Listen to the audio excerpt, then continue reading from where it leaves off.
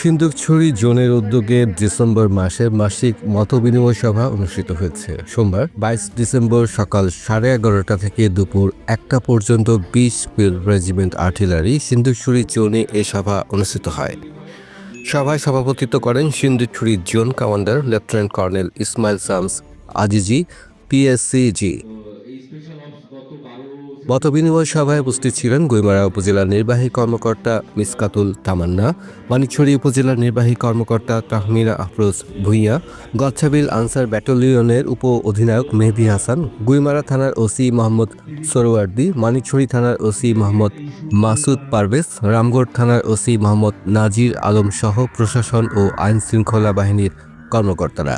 এছাড়া সভায় উপস্থিত ছিলেন গুইমারা উপজেলার সাবেক চেয়ারম্যান উষাপ্রু মার্মা, মানিকছড়ি জেলা পরিষদ সদস্য সত্যপ্রু, লক্ষ্মীছড়ি জেলা পরিষদ সদস্য অনিময় চাকমা, গুইমারা উপজেলা বিএনপি সভাপতি সাইফুল ইসলাম সোহাগ, গুইমারা উপজেলা ইসলামিক আন্দোলনের সভাপতি মাকপার, গিরিমৈত্রী ডিগ্রি কলেজের প্রিন্সিপাল মোহাম্মদ শাহ আলম সহ বন বিভাগ ও বিদ্যুৎ বিভাগের প্রতিনিধিরা।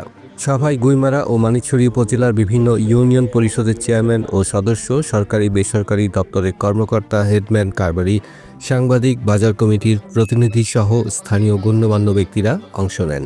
মতবিনিময় সভায় এলাকায় সার্বিক আইনশৃঙ্খলা পরিস্থিতি, নিরাপত্তা ব্যবস্থা জোরদার, সামাজিক সম্প্রীতি বজায় রাখা, মাদক ও চোরাচালান প্রতিরোধ এবং উন্নয়ন কার্যক্রমের সমন্বয়ের বিষয়ে আলোচনা করা হয়। সভা শেষে জোন কমান্ডার সংশ্লিষ্ট সবাইকে সমন্বিতভাবে কাজ করার আহ্বান জানান। মাসদুল হক, কালচক্র 24।